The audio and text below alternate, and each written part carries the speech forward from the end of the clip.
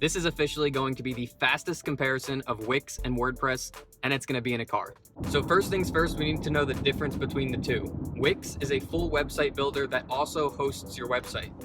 WordPress is a website builder that you need to host on somewhere else. You can do this on Bluehost, HostGator. There's a bunch of different places where you can do the hosting. Now, when you purchase the two, Wix, you purchase through Wix. All the hosting is done in one place, so you just pay Wix. WordPress, you purchase through the host, and then you add on WordPress for free. Meaning, you would go to bluehost.com and you would purchase hosting through there, and then you would add on WordPress to that host. So price-wise, who's more affordable? Wix has multiple plans, but you're gonna come in likely at about $10 per month. WordPress is technically free, but you are paying for the hosting, so you do have multiple hosting plans, typically coming in about $4 or $5 per month. So what are the pros and cons of each of these? So the biggest pro that Wix has on its side is the ease of use. You don't need any technical experience. You can literally pick a template, start dragging and dropping elements, just fill in the text, and you'll have a really good looking website. WordPress, on the other hand, doesn't really have the ease of use right off the bat. There is a small learning curve. You're picking from themes, but it's not drag and drop style, unless you add in a plugin, but that gets a little bit more into detail. With that being said,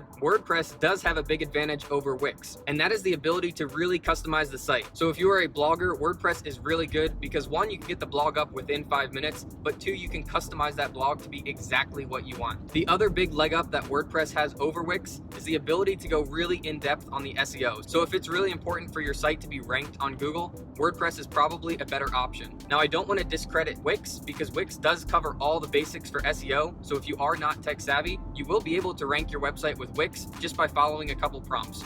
With that being said, a lot of people do discredit Wix for their SEO, but I personally have Wix websites ranked on the first page of Google, so I don't know how much all of that is true. Now, if you are going to go with WordPress, I recommend that you pick your host wisely. There's a few to choose from, and a lot of them have big names and they compete against each other.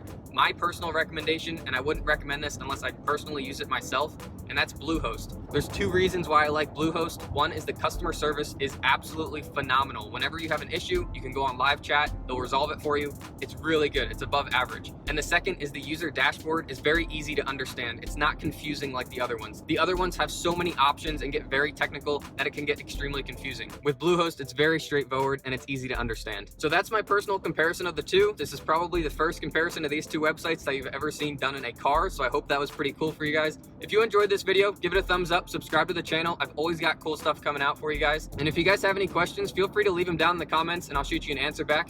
Otherwise, I'll see you guys in the next one.